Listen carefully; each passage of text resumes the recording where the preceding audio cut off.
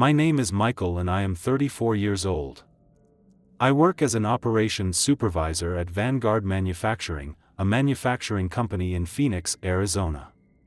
My wife Sarah had been saying those same words for 3 months straight. 3 months of turning away, of sudden migraines, of finding excuses to sleep in the guest room. I stood in our bedroom doorway, watching her brush her hair at the vanity. She avoided my eyes in the mirror. The woman I married 5 years ago used to pull me close when I got home from work. Now she flinched when I touched her shoulder. "Sarah, we need to talk about this." "About what?" She sat down the brush too quickly. Her hand trembled. "About us.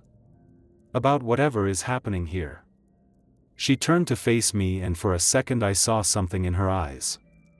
Fear maybe or guilt. But then she smiled, that practiced smile she had been wearing lately. "Nothing is happening, Michael.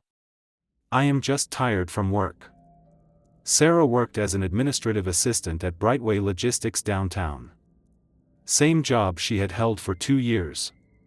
Same hours, same routine.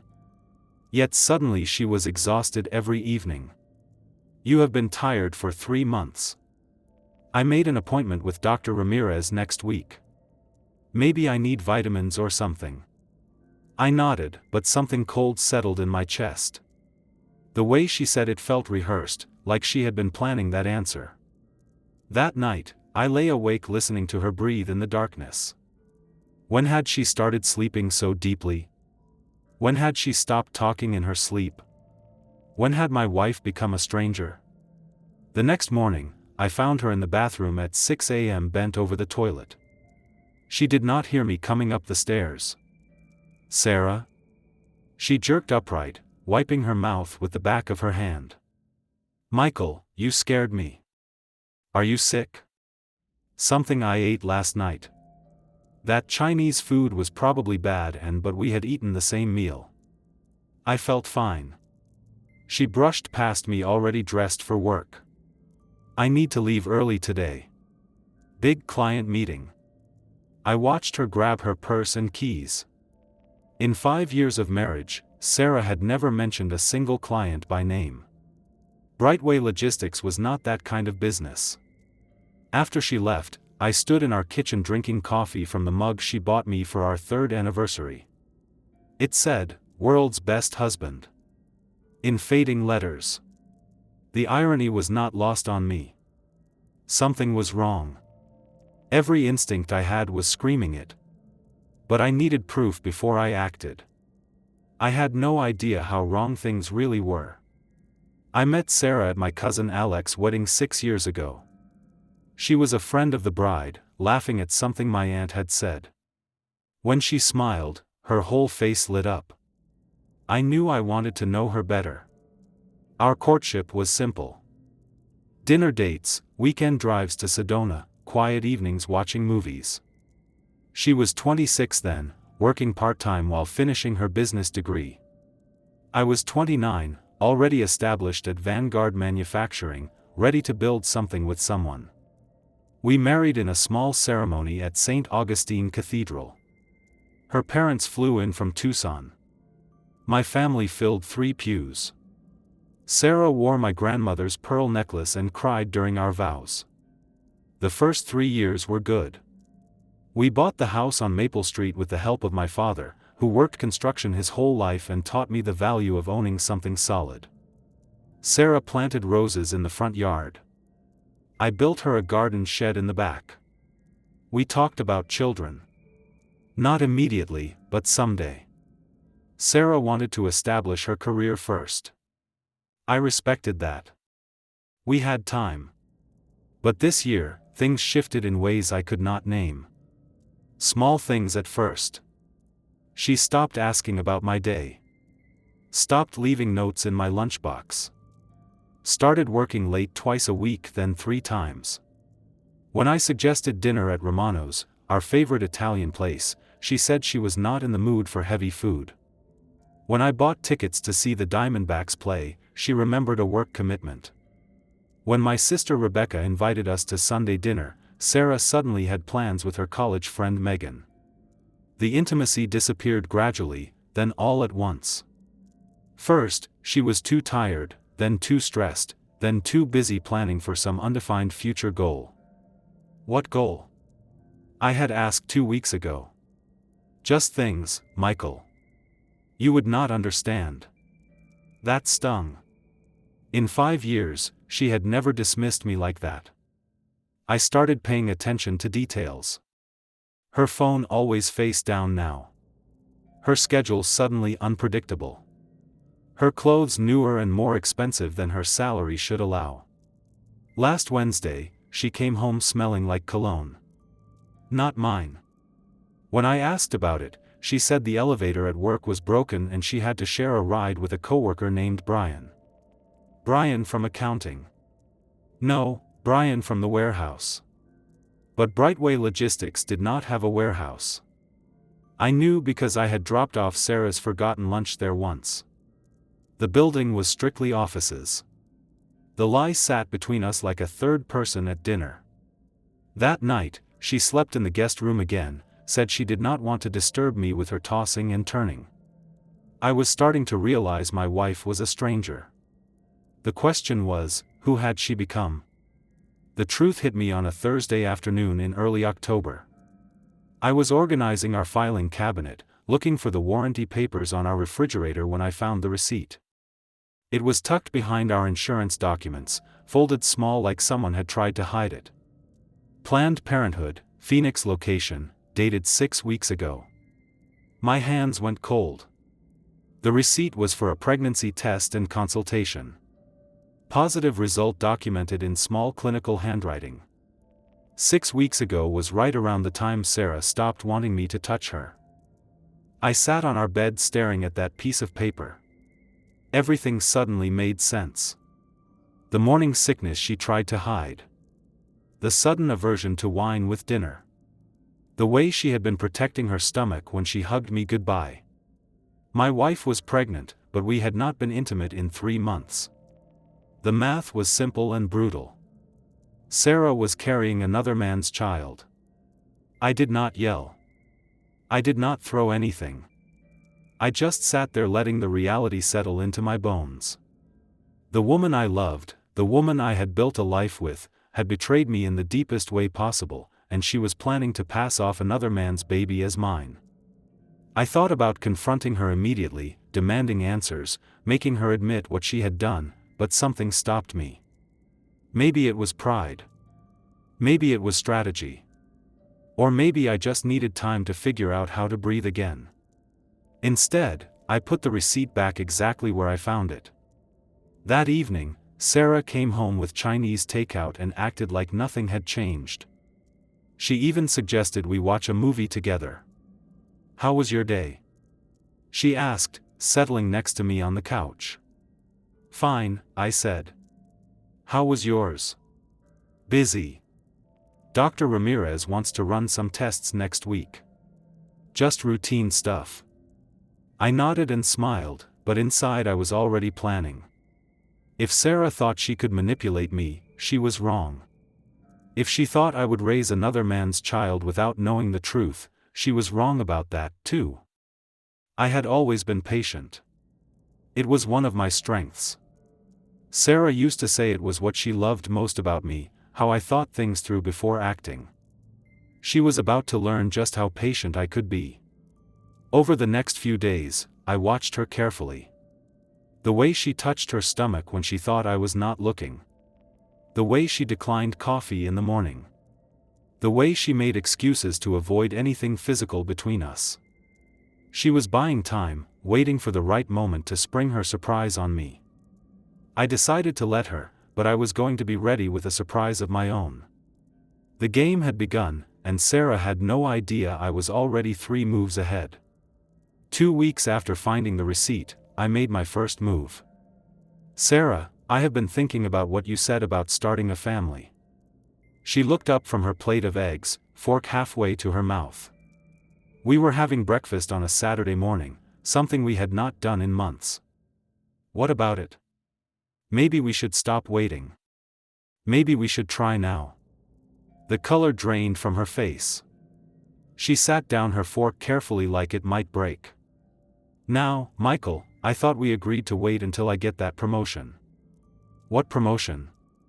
You never mentioned a promotion. She fidgeted with her napkin. Well, it is not official yet, but Mr. Patterson hinted that there might be an opening in management soon. Another lie.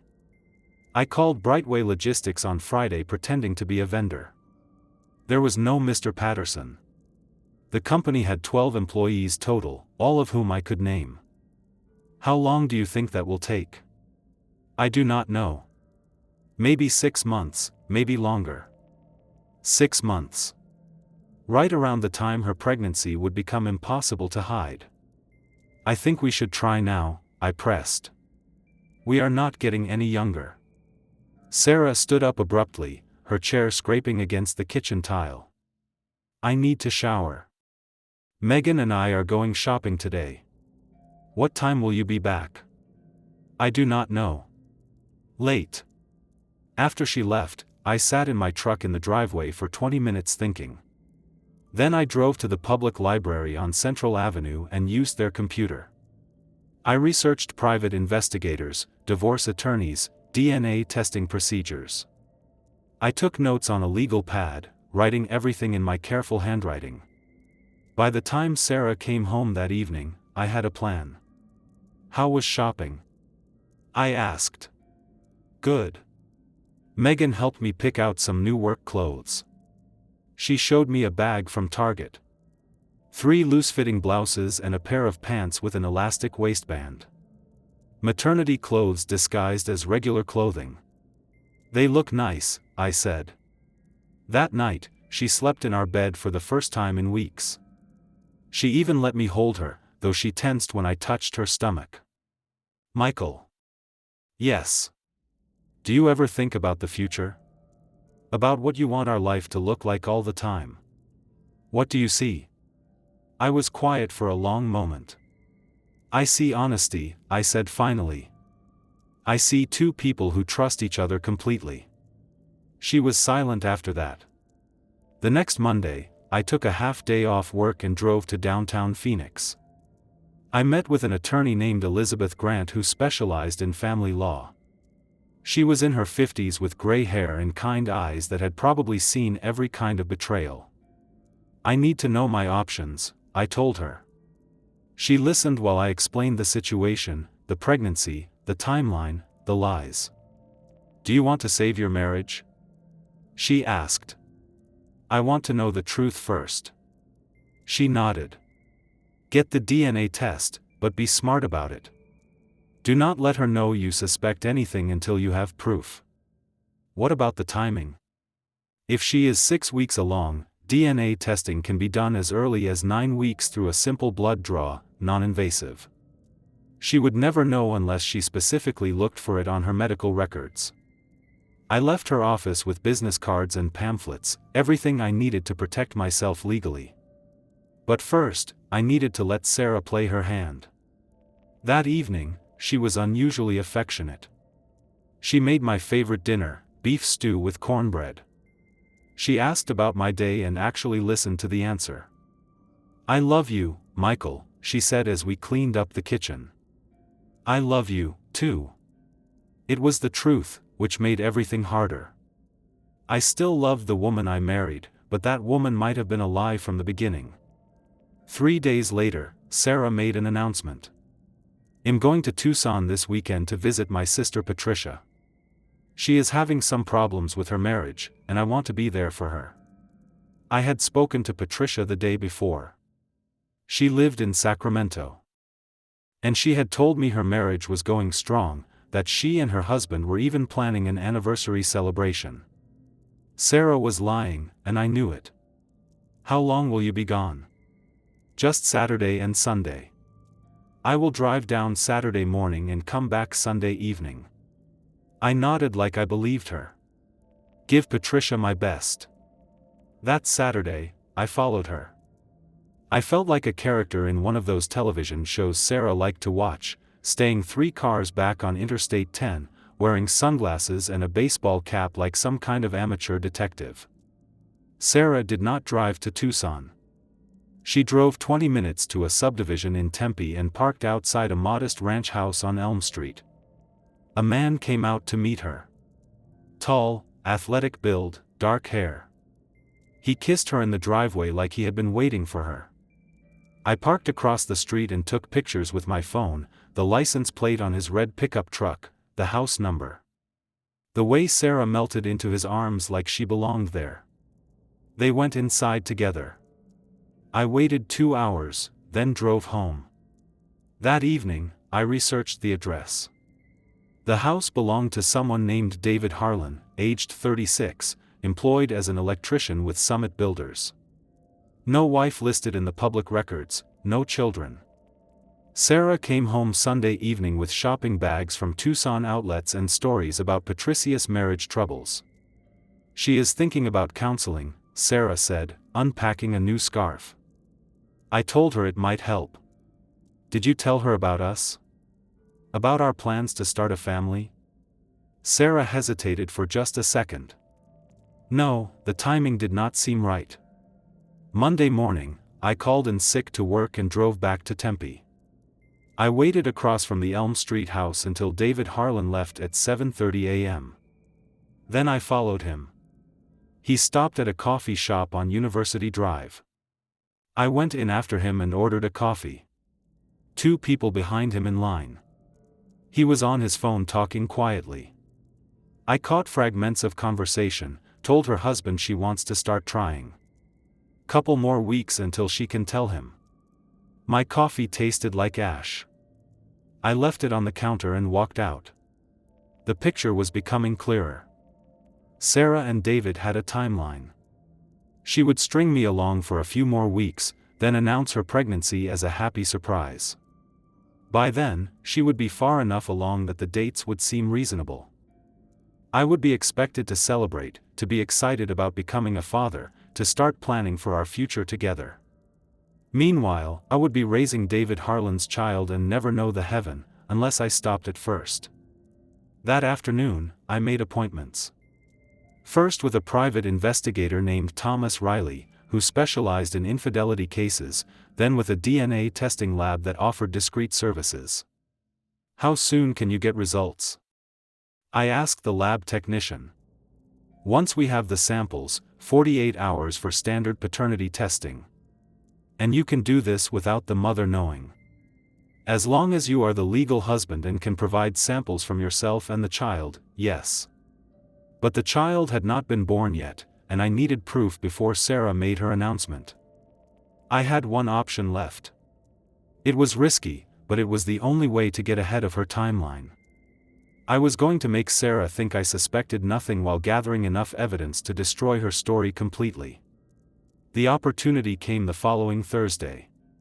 Sarah had another late work meeting scheduled. I knew now that meant another visit to David Harlan. This time I was ready. I had spent the week preparing. Thomas Riley, the private investigator, provided me with a GPS tracker smaller than a quarter. I attached it to Sarah's car while she showered that morning.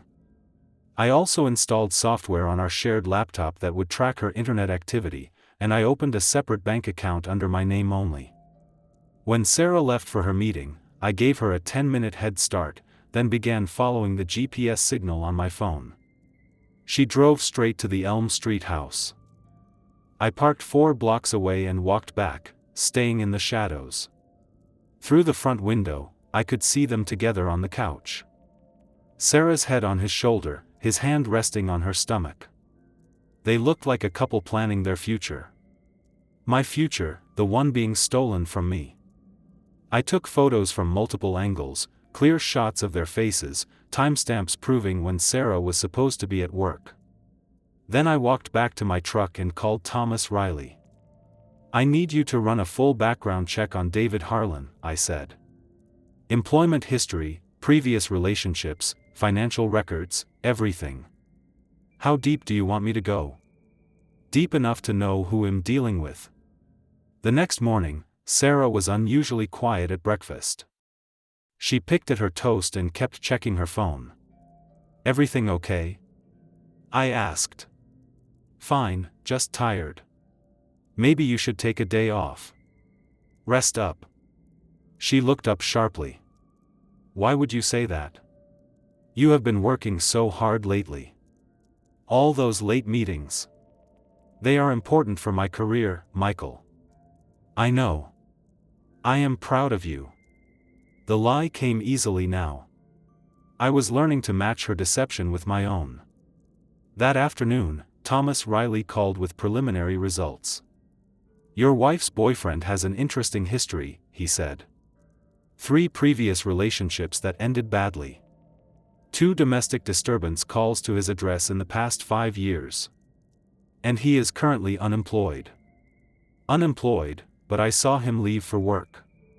He was laid off from Summit Builders 6 weeks ago. Outstanding child support payments to an ex-girlfriend in Flagstaff. He is behind on his mortgage by 3 months. 6 weeks ago, right around the time Sarah got pregnant. Send me everything you have, I said. That evening, Sarah announced she was going to make dinner reservations for Saturday night. Somewhere special, she said. I have something I want to tell you. Good news, I hope. She smiled that practiced smile. Very good news. Saturday. That gave me 2 days to make my final preparations. I spent Friday afternoon at the DNA testing lab, learning exactly what I would need. A hair sample from Sarah would be enough to confirm paternity once the baby was born. But I needed something more immediate. The lab technician, a woman named Dr. Patel, explained my options. If your wife is willing to take a non-invasive prenatal paternity test, we can have results in 72 hours. It requires a simple blood draw and a cheek swab from the potential father.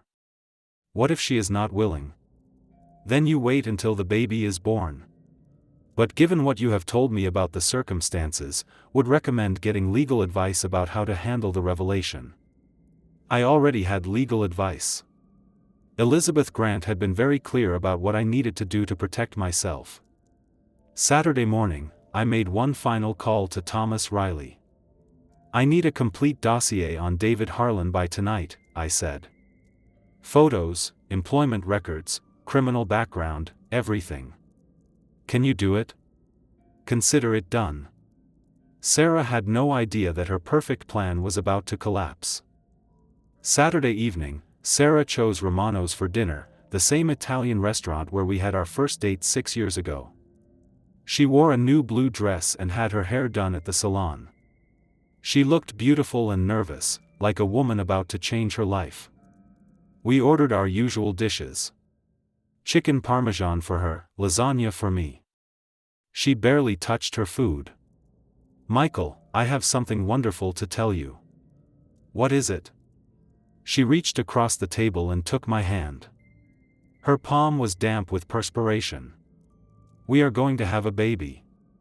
I looked surprised, shocked even. Is that true? I took the test yesterday. We are pregnant, Michael. After all this time trying, it finally happened. The lie was so smooth, so practiced. She had probably rehearsed it for weeks. Sarah, that is incredible. When did this happen? When are you due? The doctor thinks I am about 6 weeks along, so the baby should come in late spring. 6 weeks? Right on schedule. I stood up and kissed her forehead. This is the best news ever. We should celebrate. I already ordered champagne, she said. Well, sparkling cider for me. The waiter brought the drinks.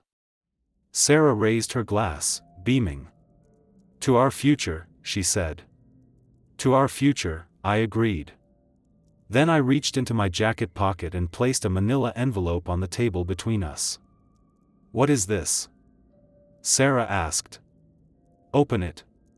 Her hands trembled as she lifted the flap. Inside were photographs. Sarah and David Harlan kissing in his driveway. Sarah and David Harlan through the window of his house. Sarah's car parked outside his address on 3 different occasions. Also included David Harlan's employment record showing he had been laid off. His criminal background check, his outstanding child support obligations, and at the bottom, a DNA testing authorization form with my signature already in place. Sarah's face went white. The envelope slipped from her fingers.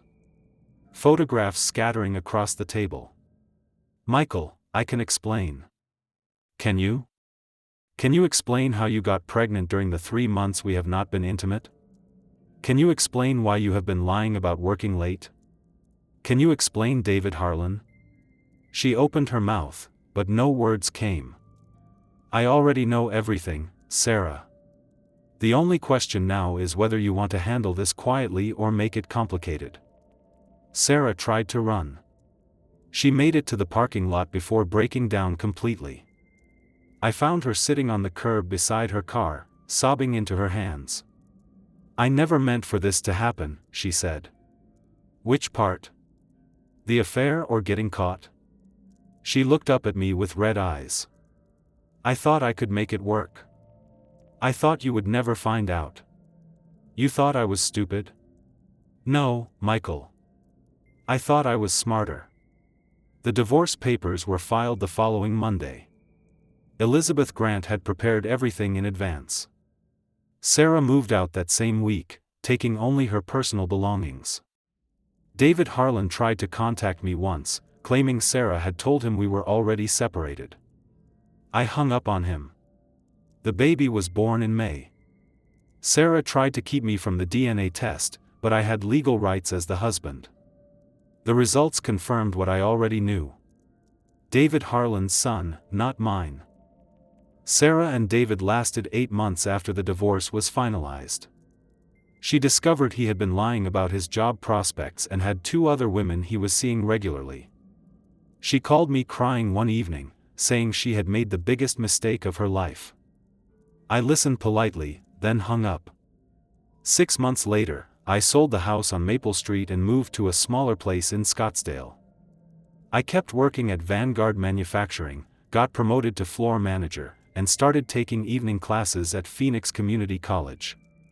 Sarah found work as a waitress in Tucson and struggled to make ends meet. David Harlan disappeared when the child support payments for his first child caught up with him. She was left raising a baby alone, working double shifts, and living in a studio apartment. The roses she planted in our front yard died the summer after she left. I had stopped watering them. As Ralph Emerson said, "For everything you lose you gain something, for everything you gain you lose something."